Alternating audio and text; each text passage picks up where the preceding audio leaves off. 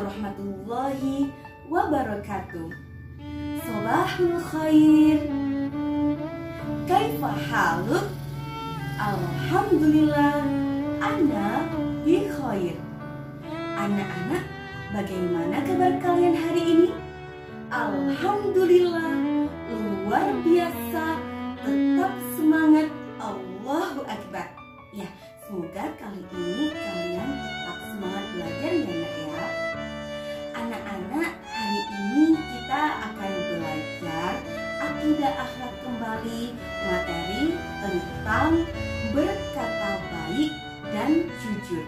Namun sebelum itu, marilah kita buka pembelajaran kita pada hari ini dengan membaca basmalah terlebih dahulu.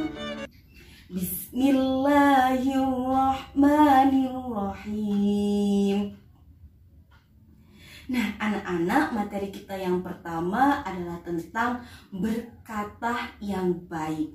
Nah, kita semuanya sebagai seorang muslim, kita wajib berkata yang baik kepada orang tua, guru, teman, dan sesama muslim lainnya.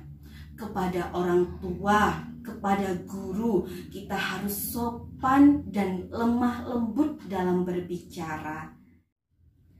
Anak-anak, pepatah mengatakan bahwa lisan itu lebih tajam daripada pedang. Wow, lebih tajam ya. Padahal pedang itu bisa menggores tubuh kita, kemudian berdarah. Kemudian pedang juga bisa membunuh manusia. Iya enggak? Iya kan? Nah, jadi begitu pula dengan lisan. Lisan itu juga bisa menyakiti, bahkan bisa membunuh hati seseorang. Nah, maka dari itu jangan sampai ya kita berbicara tidak baik dengan orang lain. Dengan cara yang pertama, kita tidak boleh menyakiti hati orang lain. Tidak boleh mengejek, tidak boleh mengadu domba, dan tidak boleh berkata bohong kepada siapapun. Daripada berbohong, mengejek, menghina dan lain sebagainya, lebih baik kita diam ya nak ya, karena diam itu bagaikan emas. Nah, anak-anak, perkataan yang baik dan sopan itu dapat mencegah dari kemungkaran. Nah, bagaimana sih Bu agar kita dapat mencegah kemungkaran itu? Nah, kalian bisa mengucapkan kalimat-kalimat thayyibah. Sudah tahu apa saja kalimat thayyibah itu? Nah, coba dengarkan lagu dari Bu Amel ya, kemudian nanti hafalkan di rumah. Subhanallah, Masya Allah, Alhamdulillah, Astaghfirullah, Inna lillah wa inna ilaihi raji'un, Inna lillah wa inna ilaihi raji'un. Nah, Bu, kapan saja ya kalimat thayyibah itu diucapkan? Coba perhatikan penjelasan Bu Guru berikut ini. Yang pertama adalah subhanallah. Subhanallah diucapkan ketika mendengar atau melihat suatu kebaikan. Contohnya ketika kita mendengar, contohnya ketika kita melihat suatu pemandangan yang sangat bagus. Yang kedua adalah Masya Allah, diucapkan ketika mendengar atau melihat sesuatu yang tidak baik. Contohnya di saat kita terkena bencana banjir. Yang ketiga, Alhamdulillah. Alhamdulillah diucapkan ketika kita mendapat nikmat. Contohnya ketika kita kita diberi hadiah oleh orang lain. Yang keempat adalah astaghfirullah. Nah, astaghfirullah ini diucapkan ketika kita melakukan kesalahan. Contohnya, ketika kita marah, membentak orang lain, dan lain sebagainya. Yang terakhir adalah inna lillahi wa inna ilaihi raji'un, diucapkan ketika mendapat musibah. Contohnya ketika jatuh atau ada orang yang meninggal dunia. Anak-anak, materi yang kedua adalah berkata jujur. Sudahkah kalian berkata jujur di rumah? Sudahkah kalian berkata jujur kepada orang tua dan juga guru kalian? Nah, apa sih jujur itu? Jujur adalah ucapan dan perbuatan itu harus sesuai. Sekali lagi ya, jujur adalah antara ucapan dan perbuatan harus sesuai. Nah, coba perhatikan. Ada murid atau siswa di KH Mukmin namanya Aldo dan Rania. Anak-anak Bu Amel punya cerita. Suatu ketika Aldo dan Rania ini masuk sekolah. Dia sama-sama duduk di kelas 1 Minu KH Mukmin. Suatu ketika sepulang sekolah, Aldo dan Rania ini menemukan dompet di depan kelasnya. Kemudian Aldo dan Rania merasa takut.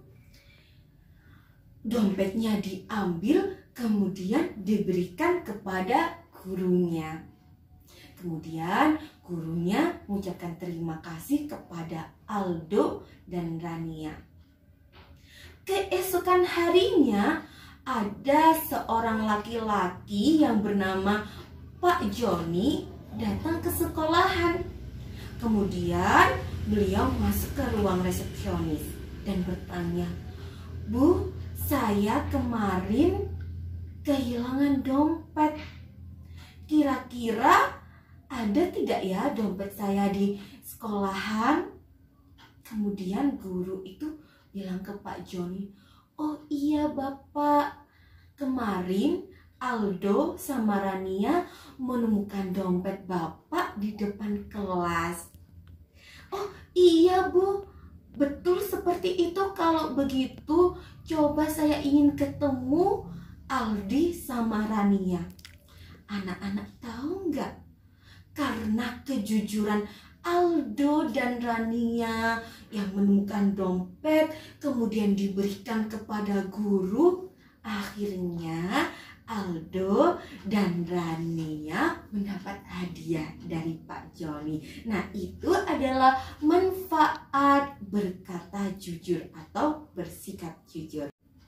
Anak-anak, lalu kapan saja ya kalian harus berkata jujur dan di mana saja ya?